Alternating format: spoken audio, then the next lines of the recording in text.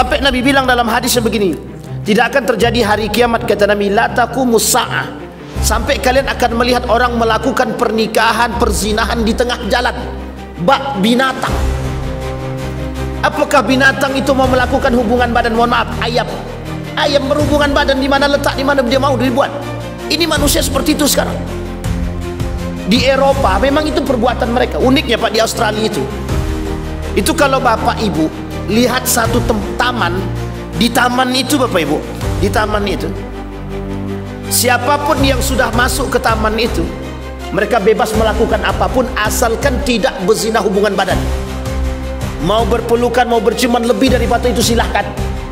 Tapi kalau berhubungan badan tidak boleh. Polisi melarang mereka ciuman, polisinya masuk penjara. Assalamualaikum warahmatullahi wabarakatuh.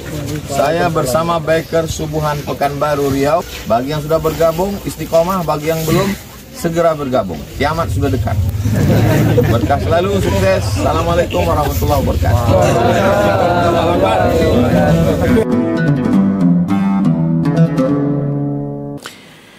Baik Bapak Ibu sekalian yang berbahagia, pada malam hari ini, di pekan yang lalu atau di bulan yang lalu kita membahas tentang al-halaful kadhib, atau lebih tepatnya kesaksian palsu. Ada kesaksian palsu, ada sumpah palsu. Atau gara-gara bapak tuh, gara-gara bapak minta sumpah palsu, lah banyak kami kena telepon orang. Masya Allah, itu gara-gara ijazah palsu. Dan itu di masjid ini Pak. Gara-gara pembahas itu, alhamdulillah kena telepon kami.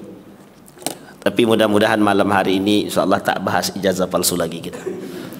Karena sudah berlalu. Sumpah palsu sudah, kemarin kita bahas sumpah palsu, kesaksian palsu, dan perkataan palsu atau dusta. Ketiga-tiga ini Allah sampaikan di dalam Al-Quran. Kemarin kita bahas tentang kesaksian palsu, masuk dalam kategori dosa besar. Kita bahas tentang sumpah palsu, yang dua-dua ini mesti berkaitan. Karena seorang saksi pasti sumpah, dan kalau dia saksi dia palsu, pasti sumpah dia palsu. Dan pasti sumpah dia palsu di sini itu dusta. Kesaksian dusta, sumpahnya dusta. Kedua-dua ini, yang saksi palsu itu dosa besar, sumpah palsu dosa besar, qaulaz zur, perkataan dusta juga dosa besar. Sampai Allah bilang, maaf, Nabi bilang dalam hadisnya itu, ra'sudzunubi al-kadzibu, kepala daripada segala dosa itu ya dusta. Kepala daripada segala dosa adalah dusta. Bahkan saking tidak disukainya perbuatan dusta ini, sampai Allah sebut dalam hadis itu, hatta yuktaba indallahi kadzab. Jika ada manusia yang berdusta, itu akan dikasih stempel, fatubi'a ala qulubihim, distempel oleh Allah bahwa seorang ini pendusta. Bahkan tidak hanya di hadapan Allah, di hadapan manusia begitu. Tahu kita seorang ini pendusta, maka kita tak akan percaya kepada orang tersebut, bahkan kita label dia pendusta. Maka ada seorang nabi palsu yang dapat stempel tersebut, namanya Musailamah al-Kadzab.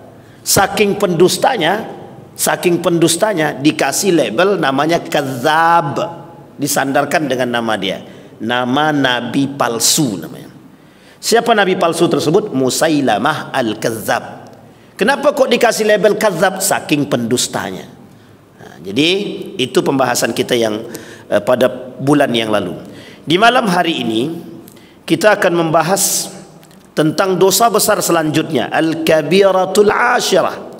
Ada dosa besar yang ke-10 dalam kitab Imam Az-Zahabi ini. Judulnya Az-Zina. Dosa besar yang ke-10 kata Imam Az-Zahabi, Az-Zina. Kata baginda Nabi Muhammad sallallahu alaihi wasallam, la taqumus sa'ah hatta tazharuz zina. Tidak akan terjadi hari kiamat sampai zina itu merebak. Sekarang pertanyaannya, apa yang diartikan dengan zina?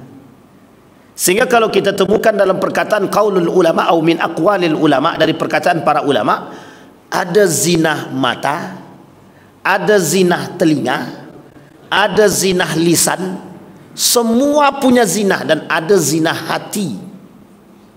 Zinah lisan, dia berucap sesuatu yang tak baik. Zinah kaki, dia melangkah ke tempat yang tak baik. Zinah tangan, dia melakukan perbuatan yang tidak baik. Zinah mata, dia melihat sesuatu yang tak baik.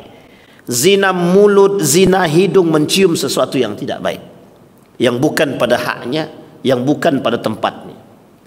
Sampai dikatakan oleh Allah di dalam Al-Quran itu, kata para ulama, menukil daripada kalimat Allah dalam Al-Quran yang ditafsirkan oleh mereka. Apa tujuan Allah kasih kita mata? Untuk melihat. Salah kalau hanya sekedar untuk melihat, karena binatang pun dikasih mata untuk melihat. Kalau maknanya untuk melihat, apa bedanya dengan binatang? Apa bedanya mata kita dengan mata binatang kalau hanya gunanya untuk melihat? Maka kata para ulama, gunanya mata yang Allah berikan kepada kita untuk melihat dengan baik sesuatu yang baik, yang masuk ke dalam diri kita jadi yang baik, sehingga menjadi sesuatu informasi yang baik. Kalau cuma sekadar melihat, itu tak. Karena binatang pun melihat. Qul li azwajihidna yaghdudna min absarihidna. Kata Allah dalam Al-Quran, katakan kepada wanita-wanita kalian itu, jaga pandangannya. Jaga pandangannya. Katakan juga kepada laki-laki, suami-suami kalian, jaga pandangannya, kata dia. Kata Allah begitu dalam Al-Quran. Agar mereka menjaga pandangan mereka, dan perempuan juga menjaga pandangan. Katakan kepada istri-istrimu agar menjaga pandangannya. Katakan kepada suami-suamimu agar menjaga pandangannya. Pertanyaannya adalah, apa maksud daripada ayat ini untuk menjaga pandangan? Karena dari pandangan ini itu muncul perasaan. Kalau orang bisa suka dengan perempuan tanpa melihat, itu agak rancu sedikit. Bisa jadi dia melihat sesuatu tapi dia tak nampak, tapi kok bisa dia jatuh hati? Karena pendengaran. Itu sebab kenapa perempuan kalau berbicara harus hati-hati. Perempuan itu, sebaik-baiknya perempuan itu berbicara secukupnya. Karena kadang-kadang suara itu berbahaya juga. Bagi orang yang tak bisa melihat, ketika mendengar suara yang mendayu-dayu, bisa menjadi itu. Nah, ini poin penting kenapa suara perempuan itu dianggap sebagai aurat oleh sebagian ulama. Kenapa? Karena kalau perempuan berbicara dengan gaya yang mendayu-dayu, itu membuat hasrat, menimbulkan hasrat.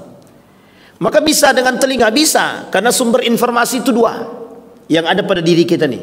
Hawas, panca indera. Satu sumber informasi dari mata, yang kedua dari telinga.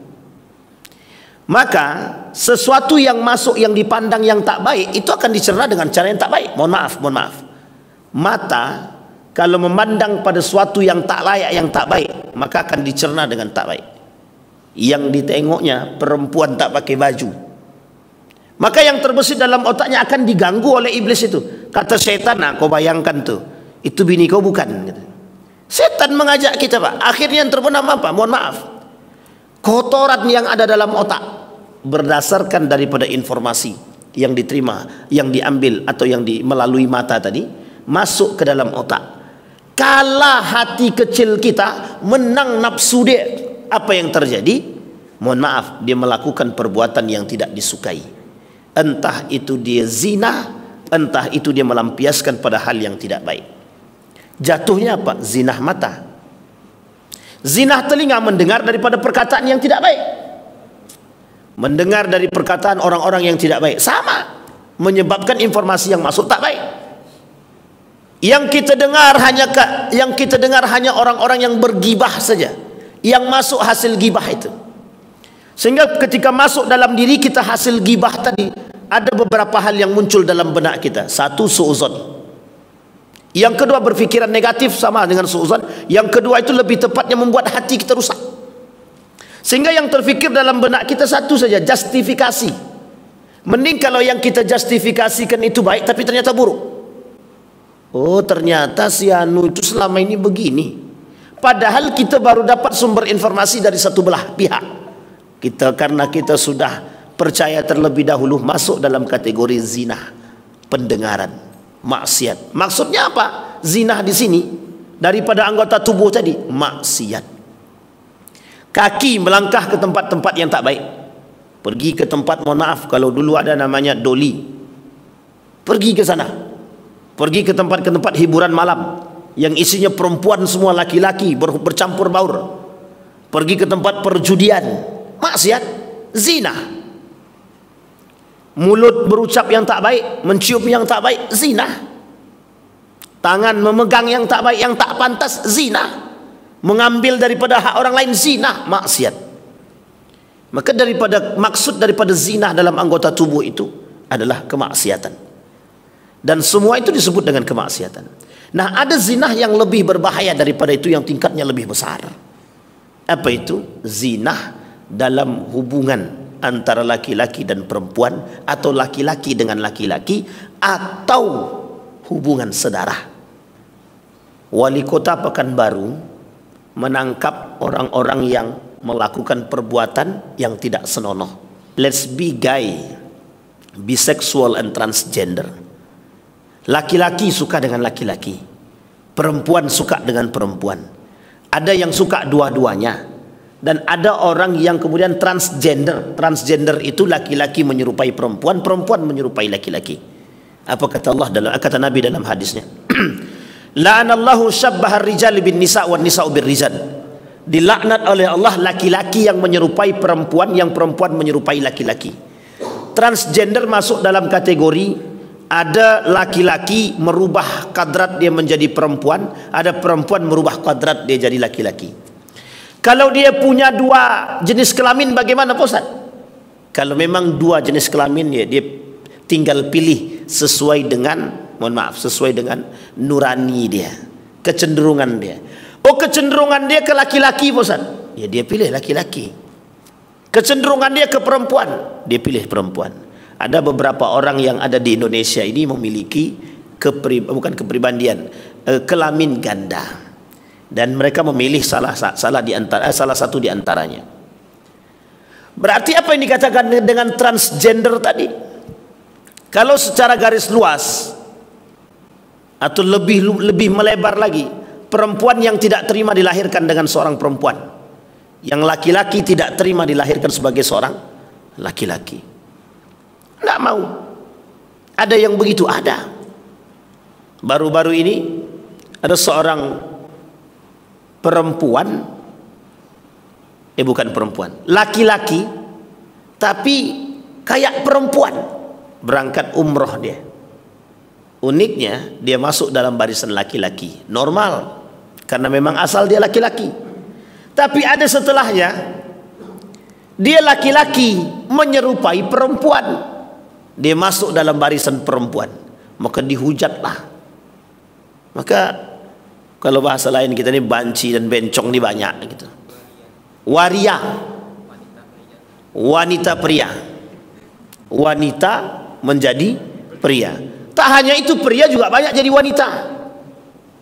Bahkan sampai rela-rela melakukan operasi itu Pak, itu transgender. Biseksual ini suka dengan perempuan iya, suka dengan laki-laki iya. Itu terjadi Pak. Ada Pak. Beberapa bulan yang lalu nelpon seorang perempuan ke kami Pak. Pak Ustadz, saya punya suami. Alhamdulillah dari suami ini punya satu anak. Sudah dapat satu anak. Yang dia keluhkan apa? Tapi ada keluhan Pak Ustadz. Apa? Ternyata suami saya suka dengan laki-laki gitu. Astagfirullah wa atubu ilaih. Itu biseksual. Suka dengan dua jenis kelamin, laki-laki ya, perempuan ya. Yang kedua, lesbi, perempuan dengan perempuan. Tetap zina kah? Tetap. Baik yang transgendernya dosa, dilaknat oleh Allah, begitu juga yang biseksual sama dosa jika mereka berzina. Suami laki-laki kalau suka dengan perempuan sudah menikah, dia tak kata zina. Tapi laki-laki dengan laki-laki mau nikah sekalipun tetap zina dia, karena bukan kodrat dia sebagai manusia normal. Laki-laki menikah dengan laki-laki, yang satu jadi perempuan, yang satu jadi laki-laki. Apa kata dia? Yang ini istri saya Pak, saya sebagai suami. Padahal sama-sama laki-laki. Nah, ini saya bilang lagi rame dan tren ketika itu di Los Angeles, di Amerika. Karena memang tempatnya di situ, Pak. Uniknya laki-laki suka dengan laki-laki. Di Indonesia ada, bukan tak ada, banyak. Bahkan dikata-kata dalam data yang ditemukan itu nomor 1 besar itu di mana? Sumbar, Sumatera Barat. Nah, bapak-bapak yang dari Sumatera Barat jangan tersinggung ya. Karena ketua asli Sumbar. Kira-kira Sumbar Pekanbaru jauh tak? Dekat. Pernah terjadi, Pak. Hampir-hampir mereka buat acara itu di Alamayang. Untung digusur. Termasuk abang-abang kita nih kayaknya ada yang ikut menggusur ini. Nah, di Alamayang tahun 2018 ya. Alhamdulillah udah lama itu. Tapi itu dulu. Sekarang di Pekanbaru marak lagi LGBT. Terkhusus bagi anak-anak sekolah. Ada yang SMK, SMA, ada yang kampus. Coba bayangkan. Ini kita perhatian, kita harus besar, Pak, terhadap sekolah hari ini. Kita tidak tahu, kita berharap pada para guru-guru betul-betul memberikan perhatian yang khusus kepada mereka. Karena ya Allah, ya Rabbi, na'udzubillah, thumma na'udzubillah. Benih-benih itu, Pak, ada dalam sekolah-sekolah. Salah satu di antara abang-abang yang hadir ini, Pak, ada yang dimasukkan dalam grupnya, Pak. Masuk mereka dalam situ, Pak. Pertanyaannya adalah, kok bisa mereka buat grup? Mesti itu cara mereka buat, itu ngambil nomornya juga random. Acak-acak dia, Pak. Saya pernah dimasukkan dalam grup itu, Pak. Grup anak SMK. Tapi karena saya tak kuat, saya keluar. Harusnya salah, jangan keluar. Kita biar dapat informasi. Cuma kalau tak kuat iman, jangan. Bisa-bisa kita ikut, Pak. Itu terjadi, Pak. Pokoknya dia ikut, kami pengen tahuan informasi itu apa. Rupanya dia jadi gay. Dia jadi gay, laki-laki. Untung Bang Ardi ini tidak bertahan lama dia di situ. Kemudian lesbi sama, Pak. Lesbi ini, Pak, Masya Allah. Na'udzubillah, tsumma na'udzubillah. Nabi Lut, kaum Nabi Lut di bumi hanguskan oleh Allah itu, dihancurkan oleh Allah itu, diazab oleh Allah itu karena itu. Kita na'udzubillah jangan sampai negara kita nih, khususnya negeri kita ini, Riau ini, hanya mendapatkan azab hanya karena perbuatan kezaliman, perzinahan yang tidak normal. Perzinahan yang normal saja diazab, apalagi perzinahan yang tidak normal. Ancamannya dilaknat oleh Allah. Kalau cuma dilaknat aja mungkin masih ada benih-benih pertaubatan, tapi kalau sudah diazab itu mati duluan, kapan mau tobat, Pak? Na'udzubillah, suatu ketika ternyata sudah ramai isi, dibenamkan sama Allah semua di sini. Bisa didatangkan banjir dari Kampar ke sini, dibuka semua itu, habis gitu semua, Pak. Pekanbaru ini ikut tenggelam sekali. Mudah saja bagi Allah untuk melakukan hal demikian. Atau dibuatnya api. Riau ini kan rawan dengan kebakaran, kebanjiran, karena mungkin dari sebelah sana itu airnya tadi. Itu sangat mungkin sekali, Pak. Na'udzubillah, tsumma na'udzubillah. Jadi kadang-kadang kita harus punya perhatian yang besar terhadap persoalan-persoalan seperti ini. Jangan sepele. Nah sekarang di tengah ramainya hal seperti ini, Pak, muncul juga kelompok-kelompok tertentu yang kemudian, mohon maaf, berhubungan badan sedarah. Tahu Bapak Ibu maksudnya berhubungan badan sedarah itu? Adik beradik kandung. Kakak suka dengan adik, adik suka dengan kakak. Bapak suka dengan anak, anak suka dengan bapak. Kalau begini isi manusia di muka bumi ini, itu tinggal tunggu satu saja, Pak. Tinggal tunggu kehancuran dari Allah. Ada 3 syarat kebinasaan yang akan Allah berikan kepada satu negeri itu. Satu di antara 3 syarat tersebut itu kemaksiatan yang merajalela. Pertanyaannya adalah, apakah perzinahan itu bagian daripada kemaksiatan? Itu lumbung kemaksiatan. Sampai Nabi bilang dalam hadis begini, tidak akan terjadi hari kiamat, kata Nabi, la taqumus saah, sampai kalian akan melihat orang melakukan pernikahan, perzinahan di tengah jalan, bak binatang. Apakah binatang itu mau melakukan hubungan badan? Mohon maaf, ayam. Ayam berhubungan badan di mana letak, di mana dia mau dibuat. Ini manusia seperti itu sekarang. Di Eropa memang itu perbuatan mereka. Uniknya Pak, di Australia itu kalau Bapak Ibu lihat satu taman, di taman itu Bapak Ibu, di taman itu, siapapun yang sudah masuk ke taman itu, mereka bebas melakukan apapun asalkan tidak berzina hubungan badan. Mau berpelukan, mau berciuman lebih daripada itu silahkan. Tapi kalau berhubungan badan tidak boleh. Polisi melarang mereka ciuman, polisinya masuk penjara. Coba bayangkan. Di Belanda, anak di atas umur SMA itu mereka sudah harus punya privasi sendiri. Itu kalau anak sudah masuk dalam kamar, orang tua tidak boleh ganggu privasi anak. Mau ngapain dia, kayak dia mau nonton video tidak baik kah segala macam, itu haknya dia. Kalau orang tua ganggu, maka orang tua boleh dipenjara.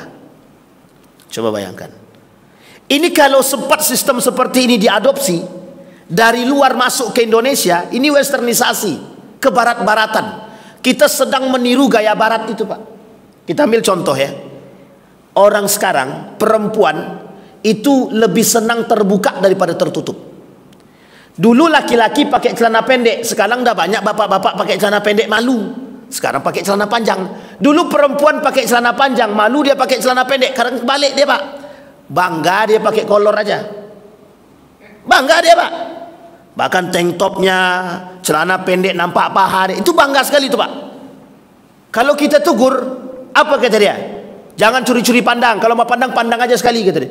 Astaghfirullah wa atubu ilaik. Tidak ada rasa malu.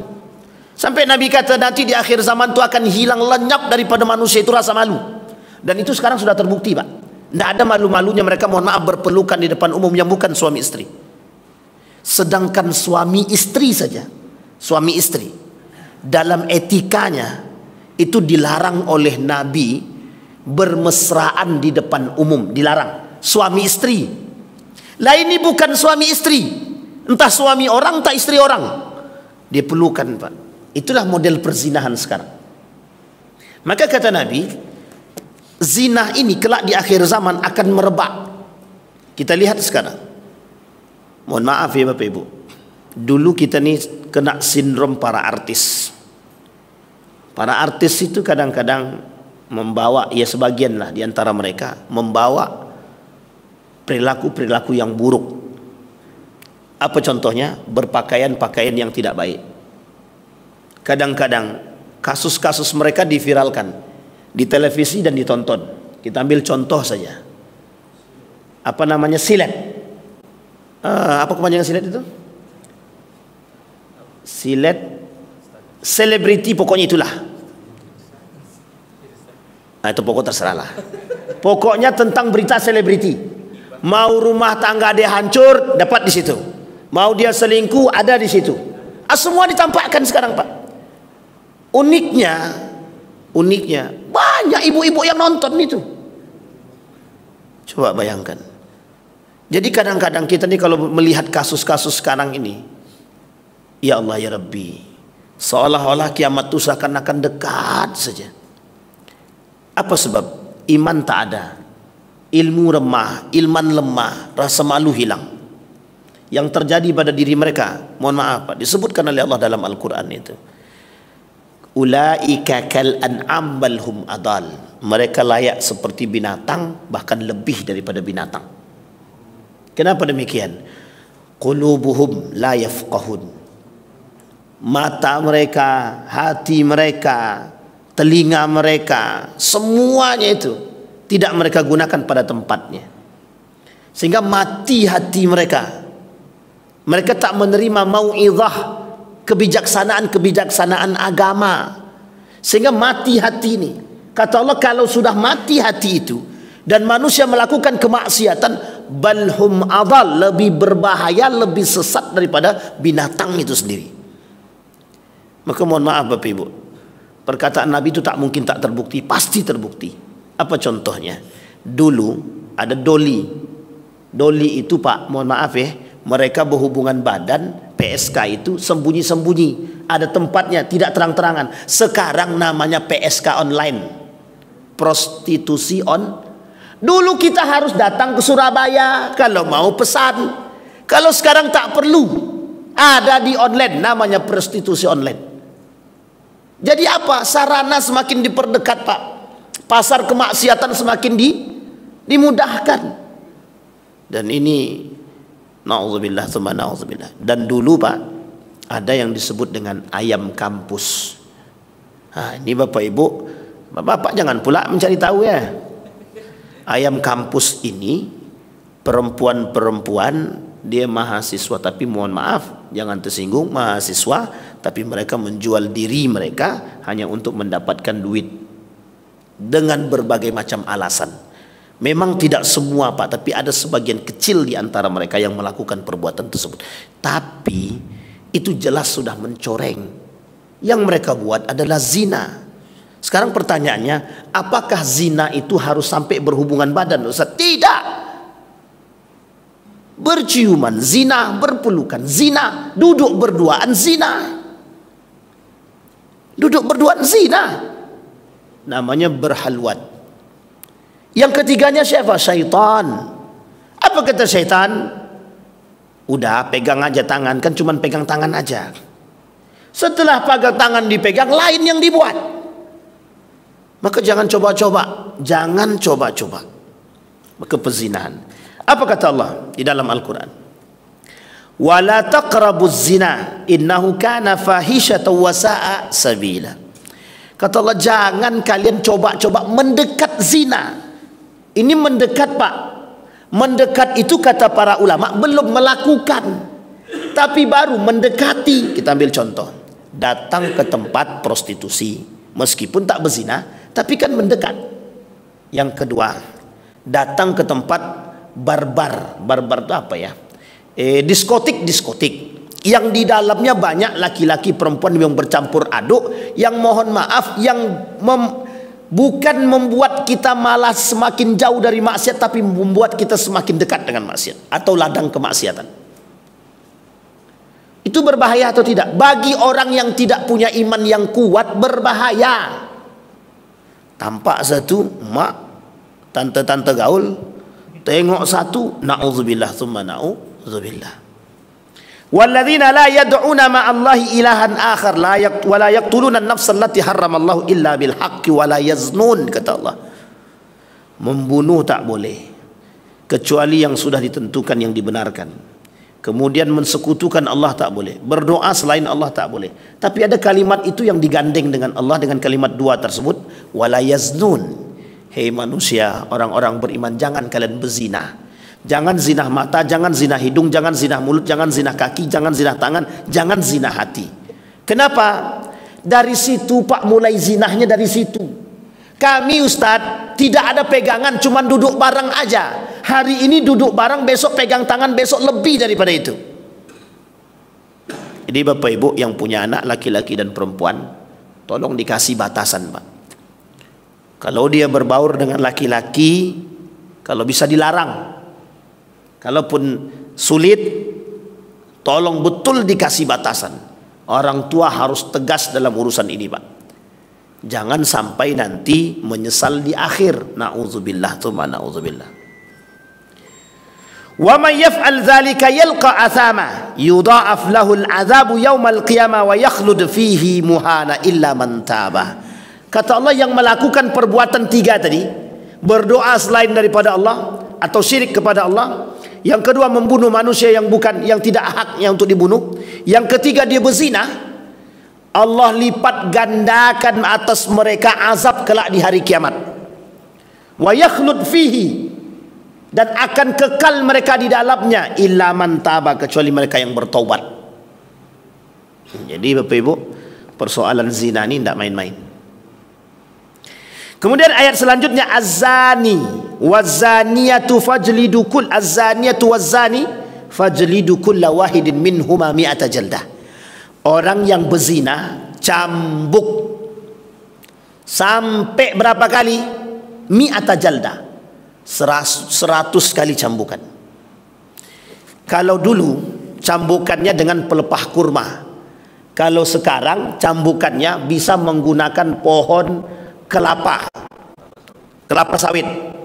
Kan ada duri-duri tajam tuh Pak, hampir mirip Pak. Dengan begitu Pak, 100 kali pukulan. Kalau seandainya di 100 pukulan terakhir itu dia masih hidup, da'wan ya'ish, kata Nabi, biarkan dia hidup. La'allallaha yaqbal taubatahu, semoga Allah menerima taubat dia. Tapi sebelum itu, sebelum 100 kali pukulan itu dia sudah meninggal, jangan diteruskan sampai 100. Tidak boleh, karena dia sudah meninggal. Kalau dilanjutkan berarti dia menyiksa mayat. Tapi Pak Ustaz, sebelum 100 dia kabur Pak Ustaz, sempat dia bisa melarikan diri. Kata Nabi, tak usah dikejar.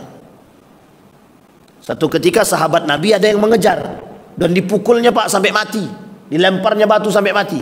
Kata Nabi, andai kata ketika dia lari daripada kita tadi dan dia sudah bertobat kepada Allah dan Allah terima taubatnya, kita berdosa karena kita membunuh orang yang merdeka. Meskipun sebelumnya dia bermaksiat, tapi kita kan tidak tahu. Maka kata Nabi, kalau di umur di pukulan yang misal ke 80, kabur dia Pak, lari dia, kata Nabi tidak usah dikejar. Persoalan zina ini, pernah seorang sahabat datang kepada Nabi gini, ya Rasulullah, inni zanaitu. Kata Nabi, la'allaka qabbalta, paling ente cium-cium aja. Ya Nabi, inni zanaitu. Ya Rasulullah, kami berzina. Kata Nabi, la'allaka lamasta, paling ente raba-raba aja. Ya Rasulullah, inni zanaitu. Datang ketiga kali. Apa kata Nabi? Dipanggil Khalid bin Walid, ikat pemuda ini, kemudian rajam dia. Kenapa Nabi sampai 3 kali kata la'allaka lamasta, la'allaka qabbalta, paling yang tercium, paling yang terpegang-pegang, paling yang teraba-raba aja? Kenapa Nabi katakan begitu? Nabi ingin katakan persoalan aib, persoalan zina, kalau tidak ada yang mengetahui dan cepat kita bertobat, jangan pernah ungkapkan zina itu. Jangan pernah ungkapkan. Cukup engkau yang tahu aibmu dengan Allah, selesai. Kata Nabi, aib itu tak perlu ada orang lain yang tahu, sekalipun persoalannya dalam pernikahan. Ini mohon maaf ya Bapak Ibu ya, ini disepakati oleh para ulama, memahami hadis tersebut. Nabi bilang, kalau punya aib, sembunyikan sedalam-dalamnya dan bertobatlah kepada Allah. Jadilah orang yang baik setelahnya. Tapi kalau ada yang mengetahui dan tahu dia, maka dia memang harus. Yang kedua, hukuman bagi pelaku zina di dunia ini harus dikeluarkan dari kampung. Kalau tidak dikeluarkan dari kampung, dia akan kampung tersebut yang akan mendapatkan azab.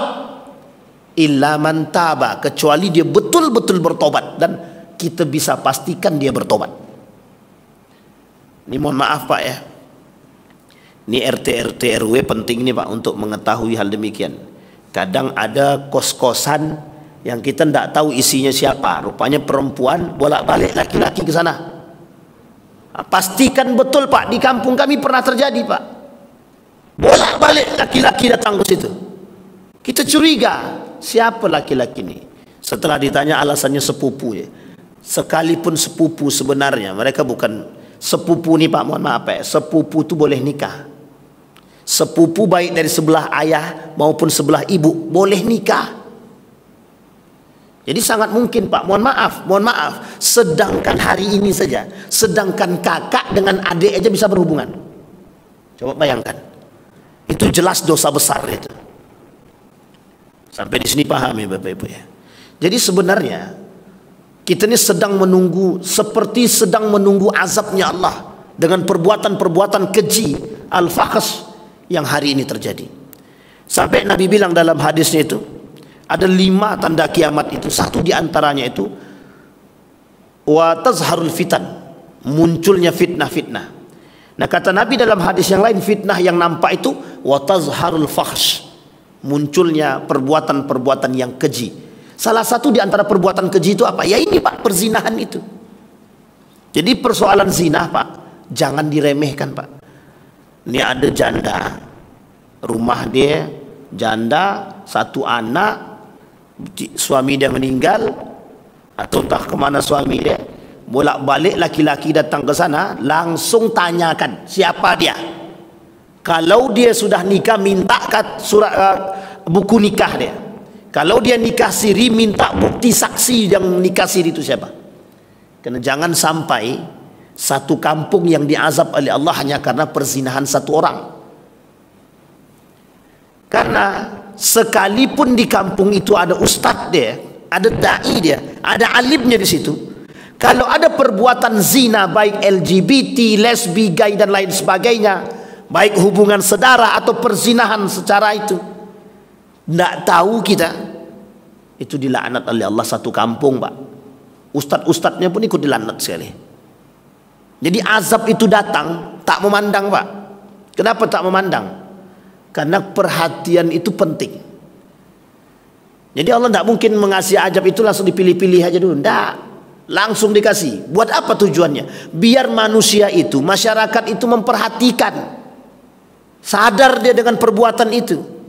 Maka jangan remehkan kemaksiatan, terkhusus pada persoalan zina.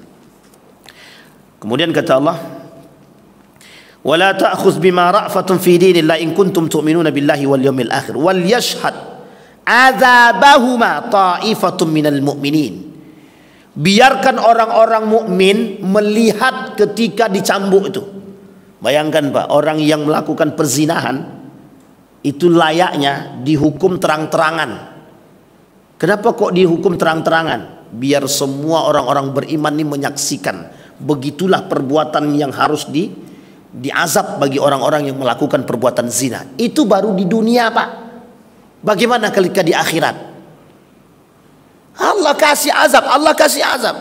Kecuali Allah terima taubat dia. Maka ada seorang pemuda yang memang gemar berzina, tapi betul-betul bertaubat karena Allah. Allah terima taubatnya. Wa adkhalahu fil jannah, dimasukkan ke dalam surga. Jadi Bapak Ibu sekalian yang berbahagia, persoalan zina itu bukan persoalan main-main. Hari ini persoalan zina itu persoalan biasa, dipandang oleh manusia sebagai persoalan biasa. Dulu tabu bagi orang tua melihat anak dia berbonceng dengan laki-laki lain, anak perempuan dia, tabu. Sekarang malah disuruh. Kata bapaknya, nak, mana kawan laki-laki kok tak datang-datang? Uniknya lagi, kadang-kadang bapak dia kasih izin. Mau kemana kalian? Kami mau nonton bioskop, Pak. Ya, jangan malam-malam ya. Jadi bapak dia yang kasih izin. Dulu, Pak, zaman orang tua kami dulu itu, rumah kan rumah panggung, Pak. Zaman dulu tuh rumahnya rumah panggung. Apalagi di kampung-kampung tuh, Pak. Mau nengok anak gadis orang tuh susah. Dia pakai SMS. Apa SMS-nya? Tonjol dari bawah, Pak. Ditunjul kaki dia di kamar tuh, itu tandanya SMS tuh. Dijuluk, bukan dijapur, terserah apa namanya kan, tak gitu. Itu isyarat itu. Coba bayangkan.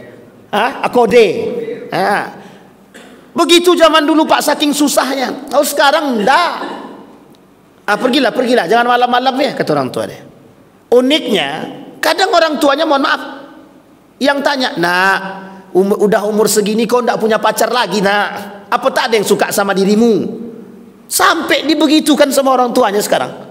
Artinya memang orang tuanya nyuruh dia berzina. Kalau sudah menyuruh pacaran berarti menyuruh berzina. Kalau sudah menyuruh anak berpacaran berarti sedang menyuruh anak berzina. Maka besok jangan begitu lagi. Nak, kapan kau mau nikah?